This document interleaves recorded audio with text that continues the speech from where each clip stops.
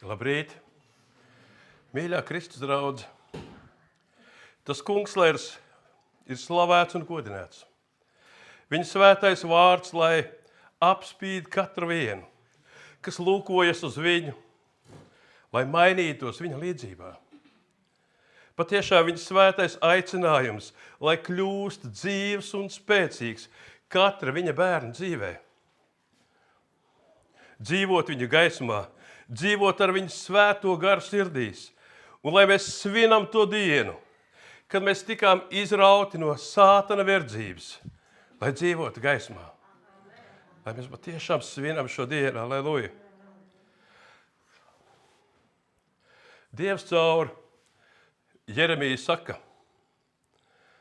29. nodaļā, 11. pantā, jo es zinu, kādas man domas par jums, saka tas kungs, miera un glābšanas domas, ne ļaunuma un ciešana domas, bet ka es jums beigās došu to, ko jūs cerat. Un caur Jesaju Dievs pravieto un saka, 53. nodaļā no 5. panta, viņš bija ievainots mūsu pārkāpumu dēļ un mūsu grēku dēļ satriekts. Mūsu sods bija uzlikts viņam, mums par atpestīšanu. Ar viņa brūcēm mēs esam dziedināti. Mēs visi maldījāmies kā avis, ik viens raudzījās tikai uz savu ceļu. Bet tas kungs uzkrāva visus mūsu grēkus viņam. Dievs izdarīja to, ko viņš domāja, to, ko viņš gribēja, to, ko viņš bija nolēmis. Dievs ir izdarījis visu, lai mēs saņemtu to, uz ko mēs ceram.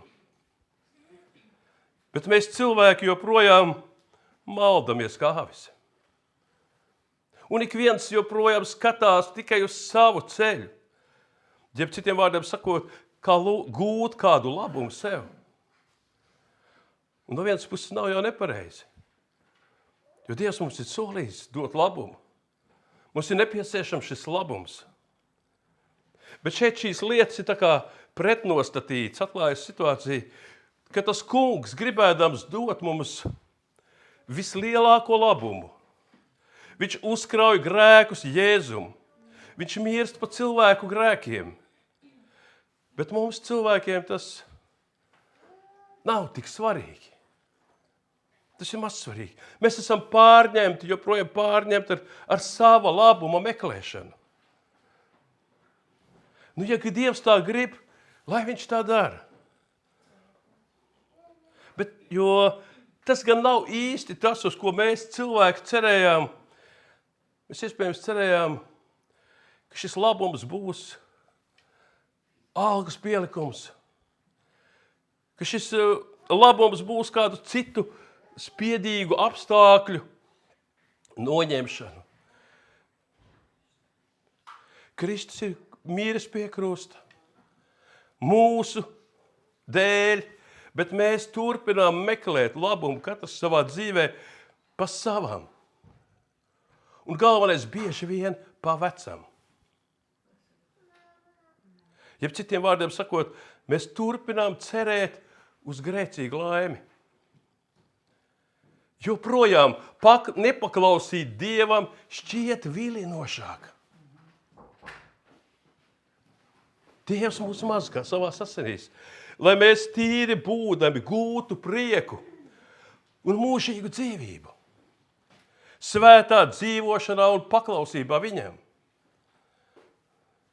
Pāvils saka, Romiešiem 6. nodaļā 22. pantā, bet tagad, kad jūs esat atsvabināti no grēka un esat kļuvuši par Dieva kalpiem, jūsu ieguvums ir svētapšana un tās gals mūžīgā dzīvība. Un tāpēc jautājums katram vienam, priekš sevis, vai atsvabināšana no grēka un svētapšana priekš manis ir ieguvums? Vai es to uztveru un sajūtu kā ieguvumu? Vai tomēr kā nastu un apgrūtinājumu?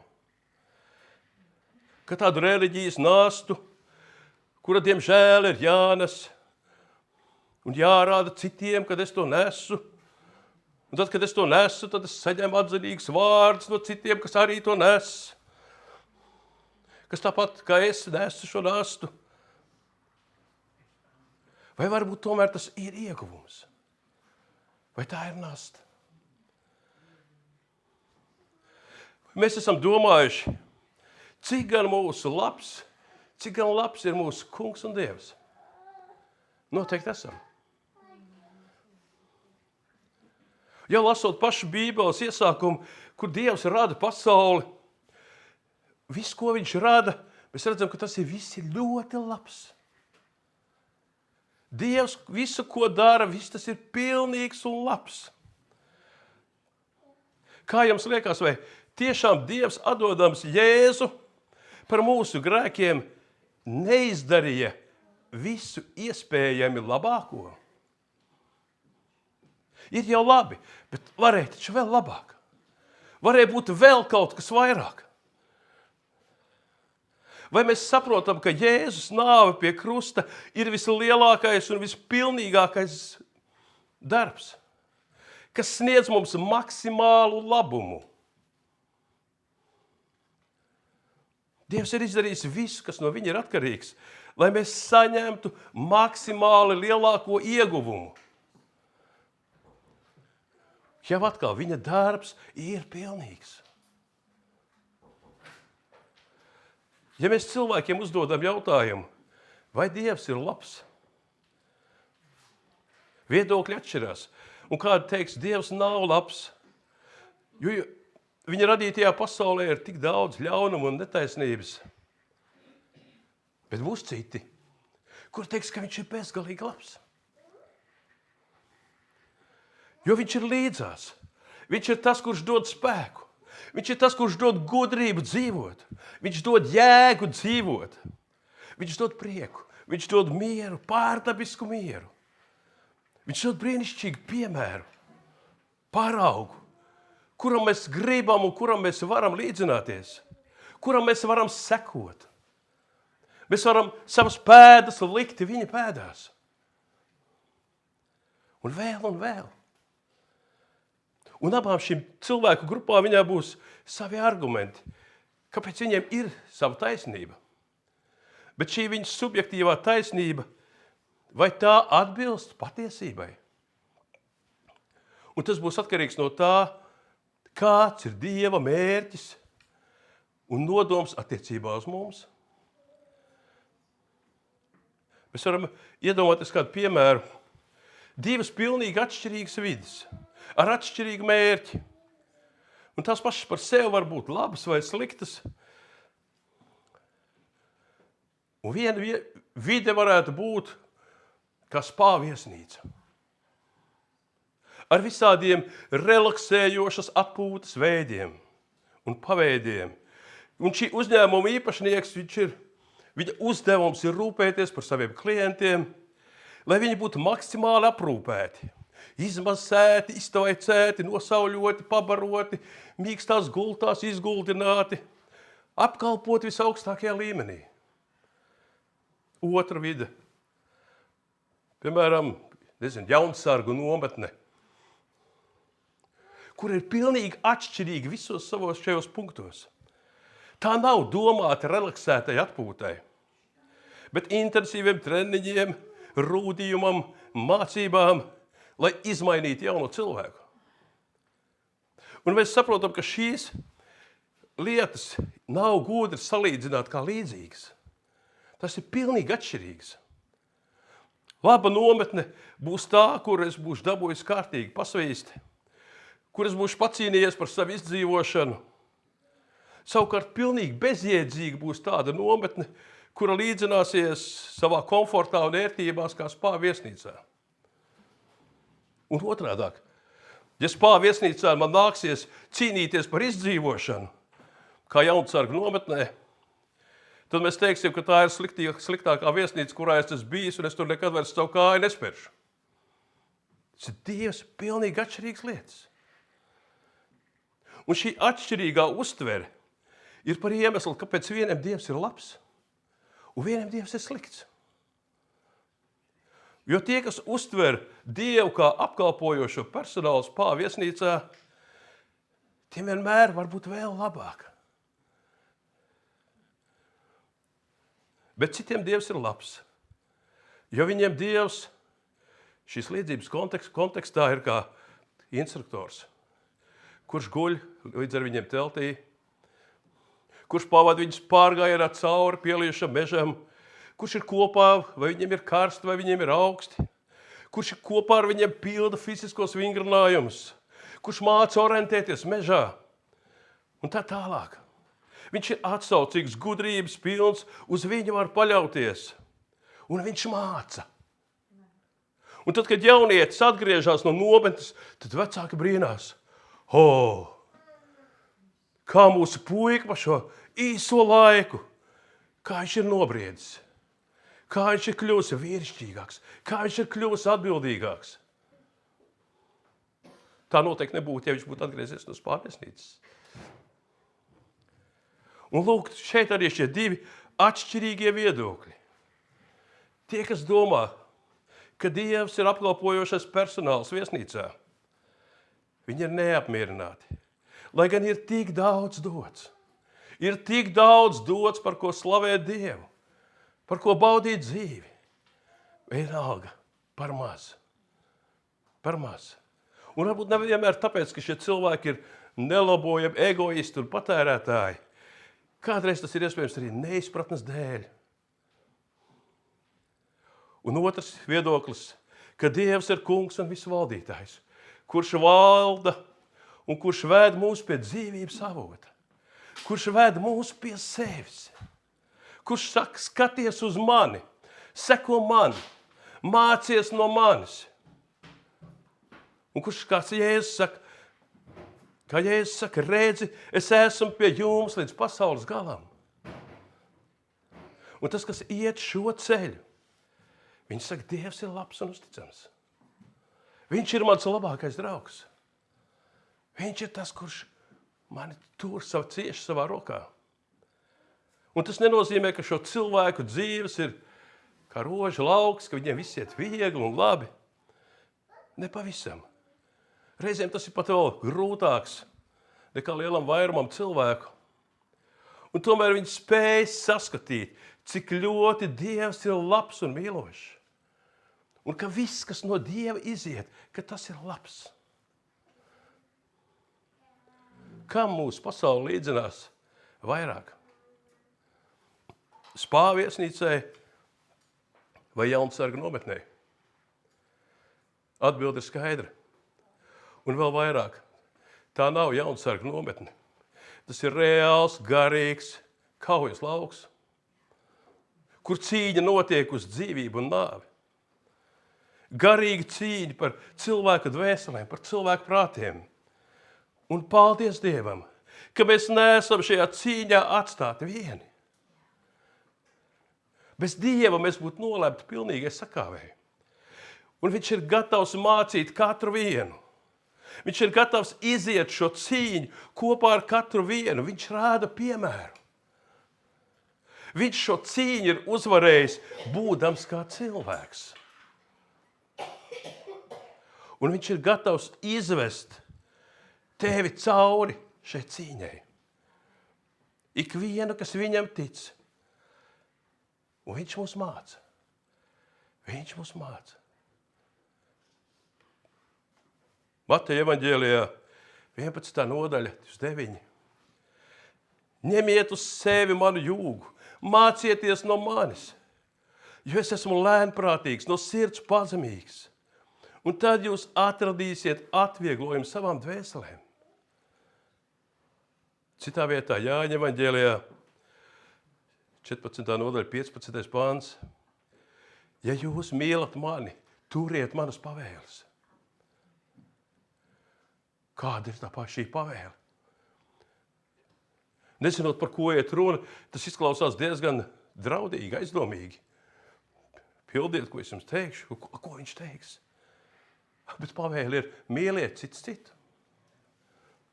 Vai šāda pavēle var palīdzēt uzvarēt cīņā ar Sātanu? Jā, vistiešākajā veidā. Mīliet cits citu, un jūs uzvarēsiet Sātanu. Jūs uzvarēsiet šo garīgo cīņu.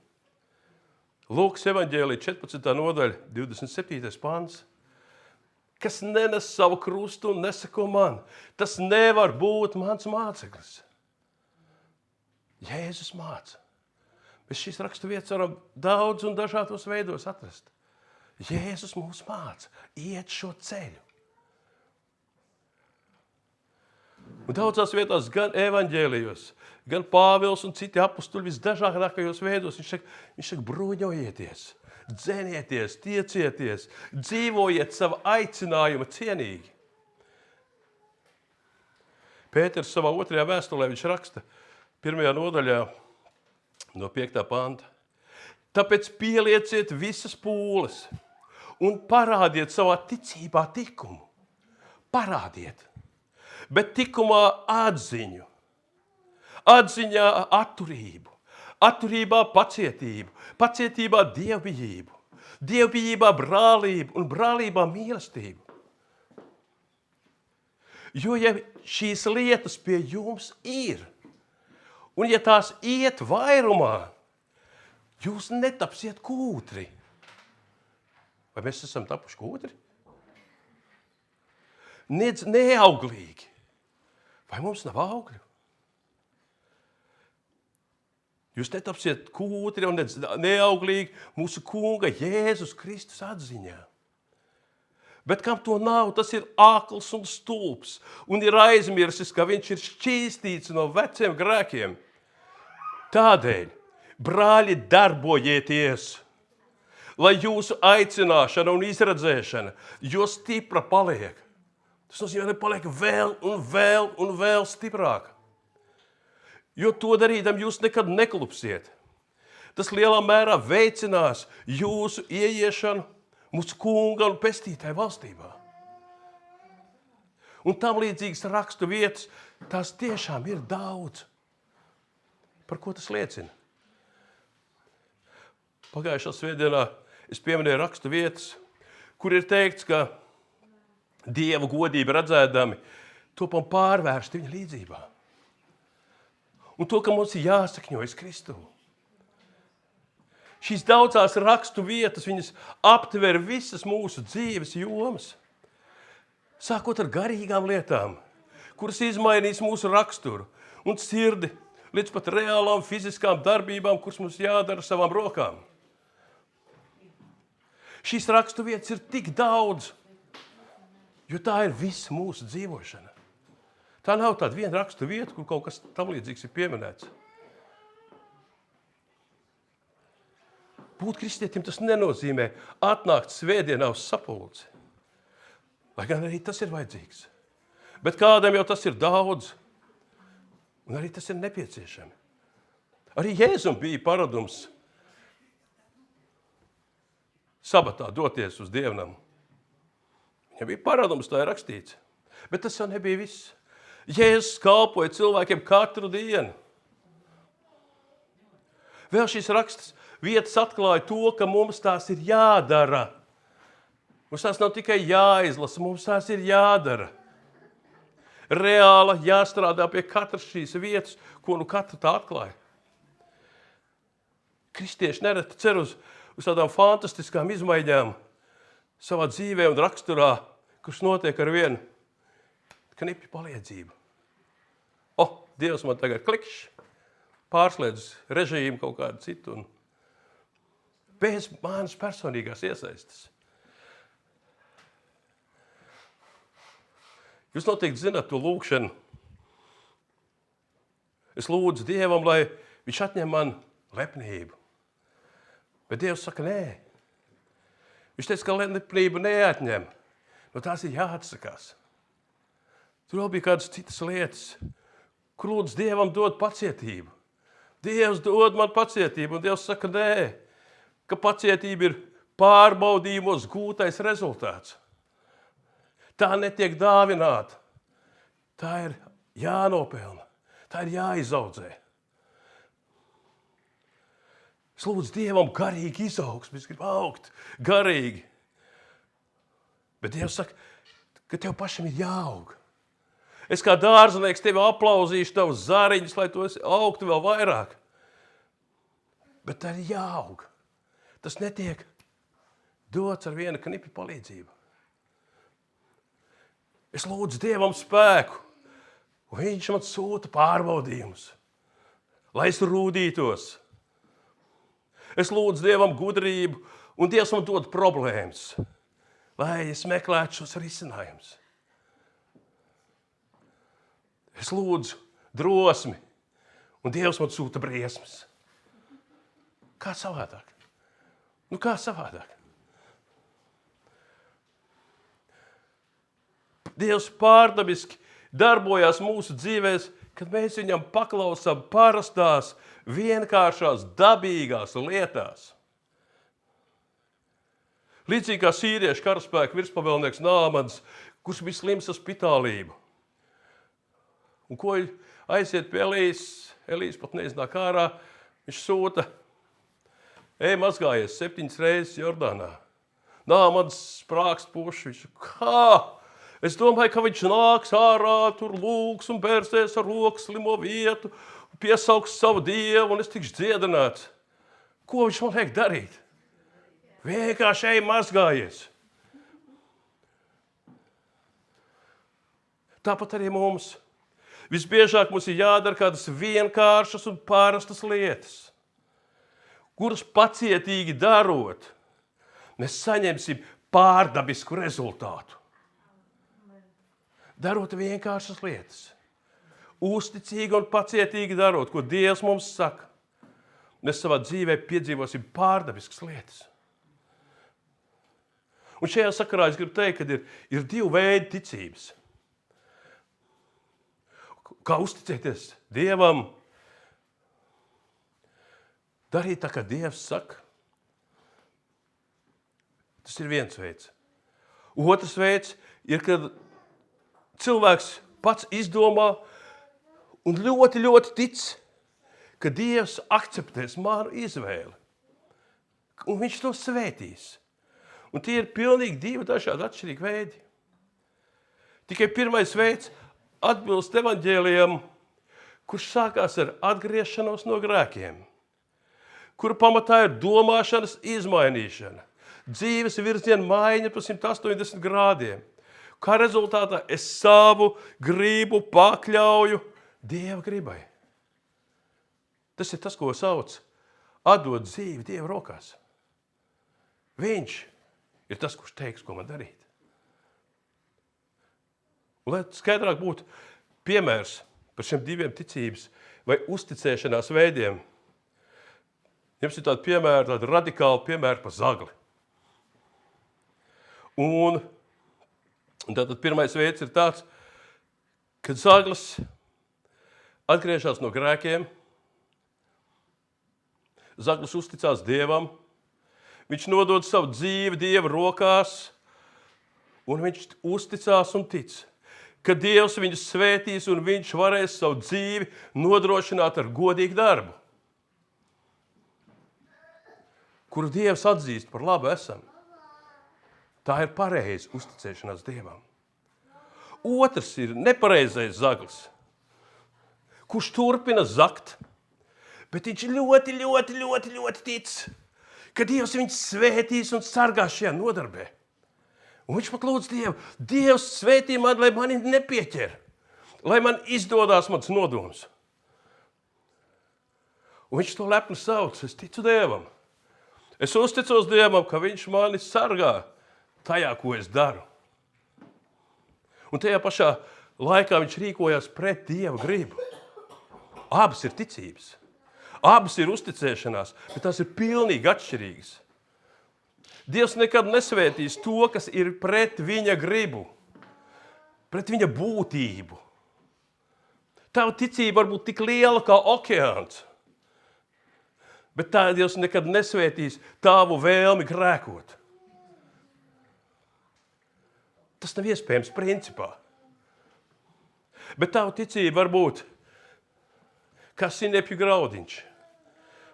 ar sirds saucienu, es ticu, palīdzi manai masticībai. Pavisam neliela, pavisam vāja kā sveces liesmiņa. Bet ja tā būs saskaņā ar Dieva gribu, Dievs to svētīs, Dievs to piepildīs, Dievs to vairos. Uz ko es gribu šodien vērst uzmanību? Līdzīgi kā pagājušajā reizē, uz izmaiņām mūsos. Uz to, ka tās ir neizbēgami saistītas ar ticību Dievam, ar uzticību, ar uzticēšanos, ar paklausību un ar neatlaidību. Kāpēc tas ir svarīgi? Jo es nemitīgi saskaros ar izpratni, ka pestīšanu mēs iegūstam kristībā. Pestīšanu mēs iegūstam apliecinot Jēzu par savu kungu. Mēs iznākam šeit priekšā un apliecinam. Pestīšanu mēs iegūstam, ja mans vārds ir ierakstīts baznīcas ruļļos. Pestīšanu mēs iegūstam, ja mēs veicam vēl nekādas svētdarbības. Pāvils raksta par rituālu nozīmi, par to spēku, par piemēru ņemdams apgraizīšanu, kur tajā laikā un tajā vietā bija ļoti nozīmīga. Romiešiem 2. nodaļa, 25. pants. Apgraizīšanai ir nozīme, ja tu pildi bauslību. Bet ja tu esi bauslības pārkāpējs, tava apgraizīšana ir kļuvusi par neapgraizīšanu. Un tur tālāk ir rakstīts, ja tu esi neapgraizīts, bet tu pildi bauslību, tad tava neapgraizīšana ir kā apgraizīšana. Līdzīgi ir arī ar kristību. Jo, kā Pāvils saka, pašai par sevi, apgraizīšanai nav nozīmes. Nozīme ir tad, ja tiek pildīta bauslība. Tāpat arī ar kristību. Bet runājot par pestīšanu, vai es to varu piedzīvot jau šodien? Es runāju par to pašu, ar ko mēs sakām, ka Jēzus nomira pie krusta mūsu grēku dēļ, bet lai mēs iegūtu šo lielāko labumu. Bet mēs katrs meklējam savu ceļu. Pestīšana, tas jau ir tāds vecs vārds. Kāda vairs to nesaprot? Mūsdienīgāk tas skanētu atbrīvošana, glābšana, izglābšana. Iedomājieties kādu vergu, kura lielākais sapnis ir iegūt brīvību. Un pēkšņi uzrodās kāds labdars, kas viņu izpērka no verdzības. Un viņš iegūst dokumentu par brīvlaišanu, ka viņš ir brīvs cilvēks. Bet ko šis dara, šis vergs?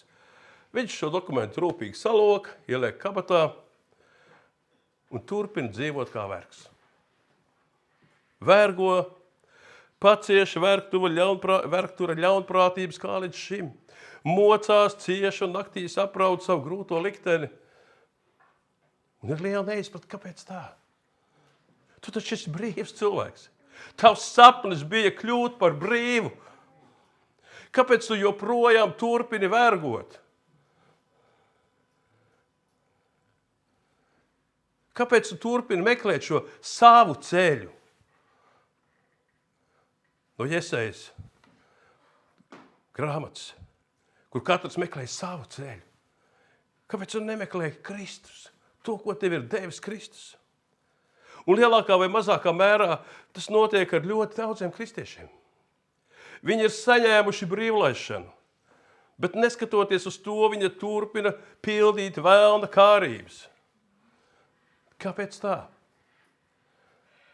Pāvils raksta Filipiešiem 2. nodaļā, 12. pāns.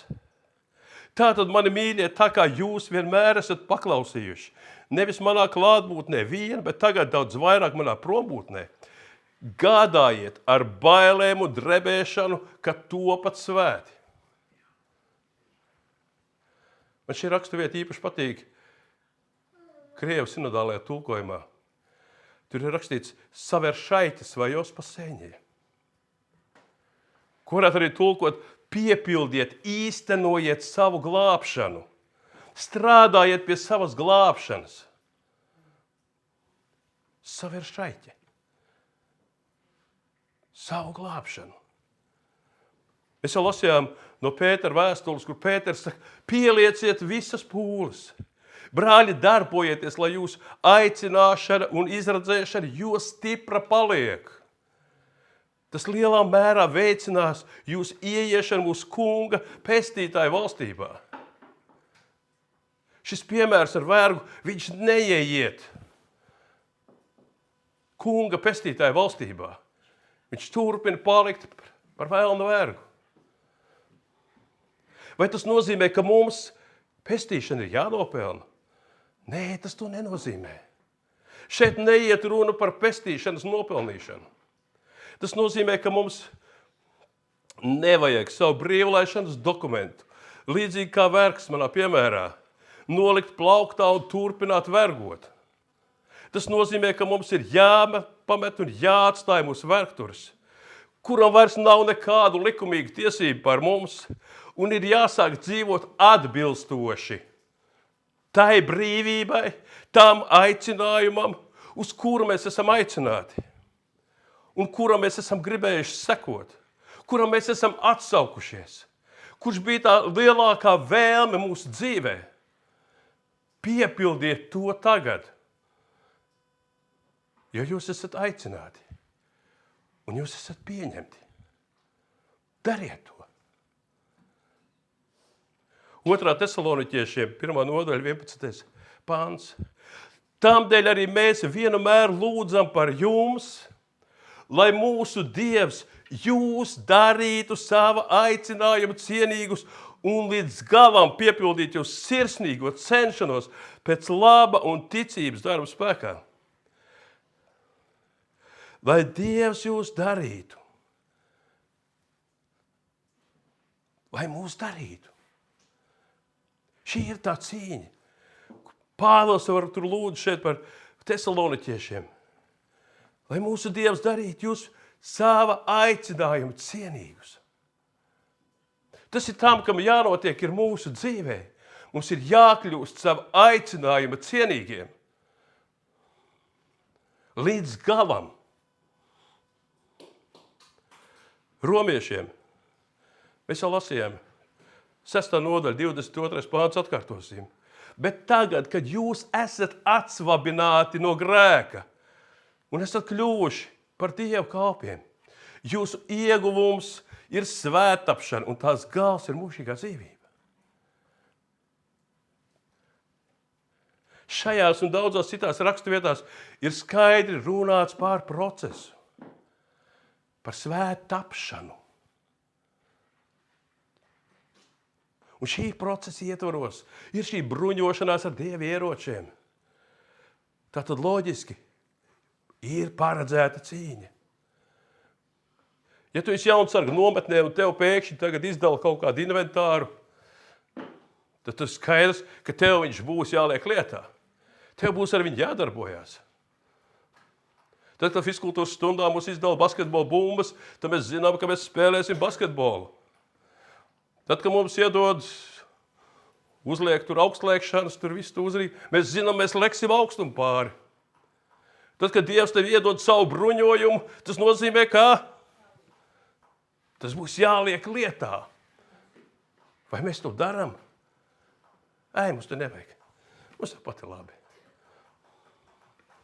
Piepildiet, īstenojiet savu pestīšanu. Tas ir process, kurš nebūs patīkams visās tā izpausmēs. Bet tas ir process, kur tev līdzās būs Dievs. Viņš ir tev līdzās šajā brīdī. Tas ir ceļš vai process, kura galā ir mūžīga dzīvība. Brīnišķīgā un apbrīnojamā Dieva tuvumā. Mēs zinām, kur mēs ejam. Mēs zinām, ko mēs gribam. Mēs zinām, uz ko mēs ceram, un Dievs saka, es jums to došu, uz ko jūs cerat.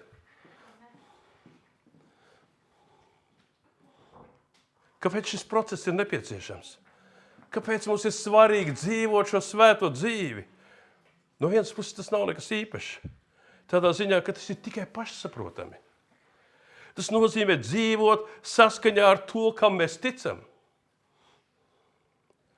Tas nozīmē dzīvot saskaņā ar savu pārliecību. Saskaņā ar to, ko mēs savās dzīvēs gribam piedzīvot. Mēs taču esam atsaukušies Dieva aicinājumam. Mēs taču gribējām izrauties no dzīves, kurā valdīja grēks. Kurš ne tikai valdīja, bet viņš plosīja mūsu dzīves. Viņš iznīcina cilvēku dzīves. Mēs gribējām izrauties no šī kārību radītā posta. Un tās radītās neremdināmās un nekad nepiepildāmās apetītes, kura tikai sauca vēl un vēl un vēl. Kura rezultātā cilvēks tiek izspiests tā kā tāds citrons, piepildot vēlna kārības, jo tas nekad nebeidzās. Un šīs grēka izpausmes, tās darbojās visās cilvēku jomās. Katram tās ir citas. Bet tas, kas ir kopējs, ka tās beigās ne tikai padara cilvēku nelaimīgu, beigās tās ieved cilvēku mūžīgā pazušanā. Un šeit mēs varam atgriezties pie rakstu vietas, ar kur mēs šodien sākām. Jo es zinu, kādas man domas par jums, saka tas kungs. Miera un glābšanas domas, ne ļaunuma, ne ciešana domas. Es jums beigās došu to, ko jūs cerat. Dievs mūs glābi no šī bezcerīgā stāvokļa. Viņš piedod mums mūsu visus izdarītos grēkus. Ja vien tos nožēlojam un no tiem aizgriežamies, viņš dod jaunu dzīvi, kurā mēs sakam grēkam nē. Dievs ir izdarījis pilnīgi visu, lai mums izdotos. Un Jēzus saka, Jāņa evaņģēlijā 14. nodaļa 6. pāns. Jēzus viņam saka, es esmu ceļš, patiesība un dzīvība. Neviens netiek pie tēva kā viens caur mani. Soli pa solim, pēdu pēdā, sekojot Jēzus paraugam, pat nepraša un pat bērns sasniegs galamērķi. Uzmanīgi sekojot un paklausot Jēzus vārdiem. Efesiešiem 4. nodaļa no 13. panta. Līdz kamēr mēs visi sasniegsim vienību Dieva dēla ticībā un atziņā, īsto vīra briedumu, Kristus diženuma pilnības mēru, tad mēs vairs nebūsim mazgadīgi bērni, kas cilvēku viltus spēlē, viņa viltīgas rīcības piekrāpt, tiek šurpu turpu svaidīti, padodamies katram mācības vējam. Bet patiesi būdam mīlestībās, visās lietās pieaugsim viņā, kas ir mūsu galva, proti Kristus. Arī šī raksta vieta, viņa runā par procesu. Viņa runā par ceļu. Viņa runā par pieaugšanu. Tad, kad mēs liekam kāju šī šaurā ceļa, mēs esam bērni. Un nevienmēr pavadīto gadu skaits uz šī ceļa automātiski nenozīmē briedumu. Jo reizēm gadās, ka cilvēks stāv. Viņš ir nostājies un stāv, un viņš neiet uz priekšu. Bet kas ir skaidrs? Ka ceļa galā ir vienotība ticībā, Dieva dēla atziņā, īsts vīra briedums, Kristus diženuma pilnības mērs. Un ne tikai, mēs varētu šo sarakstu turpināt, kas ir šī ceļa galā. Un kā pretstats tam ir minēti mazgadīgi bērni, piekrāpti, piemānīti, šurpu turpu svaidīti. Kāda ir tava dzīve?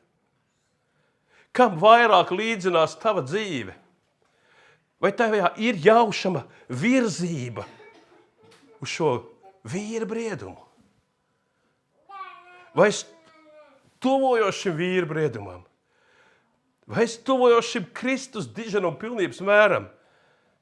Vai mana dzīve tomēr ir kā mazgadīga, piemānīta bērna dzīve? Vai tiešām šī rakstu vieta jūs neiedvesmo? Vai es gribu žēloties? Žēlot sevi, kāds es nabadzīņš? Vai es gribu varbūt slepeni skatīties pāri sētai uz pasauli un skumt un kāri pēc tās, no kurienes es izrauts? Es gribu tur atgriezties, tur bija tik daudz. Tur bija gurķi un ķiploki un gaļas katli. Kā es atkal tos gribu? Kā es atkal tos gribu? Vai tiešām es gribu klibot uz abām kājām? Dzīvot kā pa pusē ticīgs, kā pa pusē neticīgs. Nemitīgi nododot savu ticību. Nododot savu pārliecību par kādu īslaicīgu ieguvumu. Bez principiem, bez pārliecības. Kas vairāk maksās, pie tā es iešu un tam es kalpošu. Šiem cilvēkiem ir visgrūtāk, jo viņi nav savējie kristiešu vidū, un viņi nav savējie arī neticīgo vidū.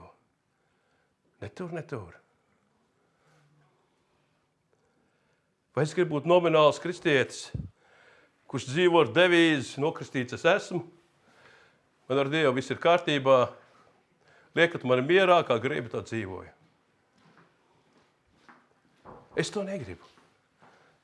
Es negribu savā dzīvē šo remdenību, šo ērtību, šos kompromisus. Es negribu visās lietās meklēt izdevīgumu. Tas ir pretīgi. Ja tas kaut kādā mērā manā dzīvē ir, tad es gribu to izskaust no sevis ārā ar visām saknēm. Es negribu to savā dzīvē. Vai tu arī to gribi? Vai tu negribi to savā dzīvē? Vai tu vari teikt, es gribu sekot Jēzum. Es gribu paklausīt viņam visās dzīves jomās. Lai sasniegtu to mērķi, uz kuru viņš mani vēd. Uz to mērķi, kuru es gribēju, kad es atsaucos viņa aicinājumam. Un es jau domāju par reālu citu dzīvošanu. Dzīvošanu pēc Dieva principiem. Ar to es domāju, pieaug Dieva dēla atziņā. Vairāk un dziļāk iepazīt Dievu, iepazīt patiesību. Sasniegt šo garīgo vīra briedumu. Efesiešiem 3. nodaļa, 16. pāns un tālāk. Lai viņš savā godības bagātībā jums dotu savu garu un darītu stipru jūsu iekšējo cilvēku. Un lai Kristus jums ticību turot, mājot jūsu sirdīs, un jūs iesakņotos un stipri stāvētu mīlestībā. Līdz ar visiem svētajiem jūs spētu aptvert, kāds ir platums, garums, augstums un dziļums, un izprastu Kristus mīlestību, kas ir daudz pārāka par katru atziņu, un ar to piepildīti iegūtu visu Dieva pilnību. Ar to piepildīti. Es gribu būt ar to piepildīts. Mēs dzīvojam pasaulē, kura ir naidīga Dievam. Šī pasaule ir grimusi neprātā un tumsā, un tā pasludina, ka Dieva nav. Un dzīvojot, kā Dieva nebūtu. Tas mūsu izvēle nepadara vieglāku. Tieši otrādi. Bet vai tas mūs piespiedīs noliegt Dievu? Vai tas mūs piespiedīs uzgriezt Dievam muguru? Es ticu, ka nē. Es ticu, ka nē. Domājot par šiem Pāvila vārdiem, izprast Kristus mīlestību, kas ir daudz pārāka par katru atziņu, un ar to piepildīt, iegūt visu Dieva pilnību. Un domājot par Kristus paveikto pie krusta. Mēs, kas bijām miruši savos pārkāpumos un grēkos, būdami velna vergi, dzīvodami melos un skaudībā un netiklībā, dzīvodami miesas kārībās un prāti iegribās, garīgā nešķīstībā, un vēl varētu turpināt. Un pat ja tava dzīve bija morāli puslīdz laba, bet tu biji bezdievs. Tu biji Dieva pretinieks un Dieva noliedzējs. Tu vienalga biji garīgi miris. Tu biji tāds pats dumpinieks un Dieva dusmības bērns, kā visi pārējie un ne par matu labāks. Kas mums tādiem dotu pat sapņotu? Kas mums laist tūmā pie šīm lietām, par kurām raksta Pāvils? Bez Kristus paveiktā pie krusta, kā mēs varētu izprast un iepazīt Kristus mīlestību? Kur ir pārāka par katru atziņu? Kā bez Kristus paveiktā iegūt Dievu pilnību? Kas ir vēl vairāk, kas ir vēl augstāks par šo? Par ko es sākumā runāju? Tas, ko Jēzus paveic pie krusta, tas ir visaugstākais, tas ir maksimālais labums priekš mums. Nekā augstāka nav. Nav cita veida, kā mēs varam tuvoties Dievam. Nav cita veida, kā mēs varam iegūt šo Kristus pilnību, kā mēs varam iepazīt viņa mīlestību.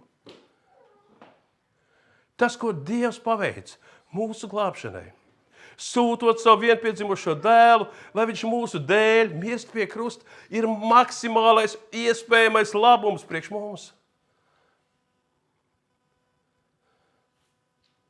Tikai pārdomājot šīs lietas slepenajā kambarī, viņš atklāja šīs lietas. Un tajā pašā laikā mēs saprotam, ka mēs vēl ļoti maz ko saprotam. Bet tas, ko mēs jau saprotam, jau tas ir pāri mums saprašanai.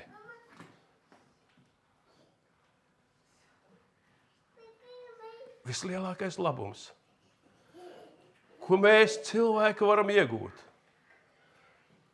tas nav algas pielikums, tas nav dzīvoklis, tās nav sakārtotas attiecības, tā nav dziedināšana un veselība, un vēl kādas daudzas citas lietas. Dievs mums deva visu labāko, ar ko mēs sākumā runājam, ka Dievs, tas, ko viņš dara, viņš to dara absolūti labu un pilnīgu. Un Kristus krusts, tas ir absolūts labums priekš mums. Caur to mēs varam iegūt pašu dārgāko, pašu lielāko, pašu vērtīgāko.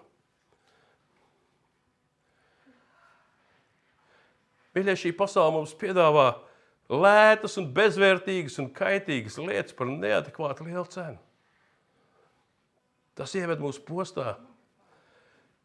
Tajā pašā laikā Dievs dod nenovērtējumu dārgumu, par kuru viņš pats ir samaksājis. Dievs atver mūsu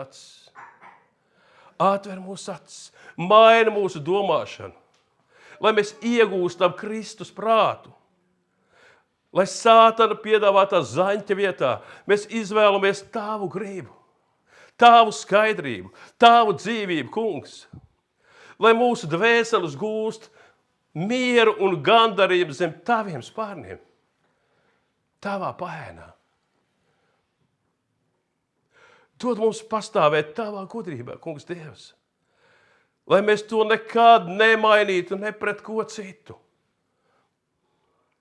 Dievs ir neaptveram labs. Viņš ir mans kungs. Viņš ir mans Dievs. Es negribu dzīvot tumsā. Es gribu dzīvot tavā gaismā. Amen. Amen. Patiešām lūksim, nāksim tā kunga priekšā. Celsimies kājās un lūksim Tebes Tēvs, halleluja, slavu Tev, kungs. Tu esi tas, kur mīlestība ir tik ļoti liela par mums, pats Dievs. Mēs skatāmies uz zemām lietām, mēs kārojam pēc zemām lietām, bet Tu mums dod visdārgāko. Tu dod mums visvērtīgāko, kungs. Un lai Dievs dod patiešām, ka mēs spējam novērtēt Kristus krusta vērtību. Kristu krustā sisto. Pāvils saka, es negribu zināt neko citu, kā vienīgi Kristu un to pašu sist krustā. Pāvils par to māca mūs. Un viņš māca mūs, mans Dievs. Kungs, patiešām ieliec to mūsu sirdīs. Ieliec, lai patiešām mums būtu šī dedzība un vēlme tev sekot. Kungs runā uz mūsu sirdīm. Piepildi tas ar savu gaismu, kungs, mīļais Dievs. Piedod mūsu masticību un neticību. Piedod mūsu maldīšanos, kungs. Piedod, ka tajā laikā, kad tu dod mums krustu, mēs meklējam savu labumu citās lietās. Mēs katrs staigājam savus ceļus. Dievs piedod un šķīstī mūs, mans Dievs. Atgriez mūs apakaļ, lai mēs neejam pazušanā. Griez mūsu galvas un skatus uz tevi, kungs, lai patiešām mēs lūkojamies tavā spožumā, kungs. Lai mēs lūkojamies uz tevi, kungs. Lai mēs nākam pie Kristus krusta, mans Dievs, un tur saņemam visu, ko tu esi mums paredzējis. Debes Tēvs, patiešām, lai tev ir gods un slava un pateicība. Kungs, turi mūs cieši savā rokā. Māci un pārmāci, ja tas ir vajadzīgs. Pārmāci, ja tas ir vajadzīgs. Bet neļauj mums aiziet prom no tevis. Debes Tēvs, slava tev. Slava un pateicība tev mūžīgiem Dievam, Tēvam, Dēlam un Svētiem garam. Āmen.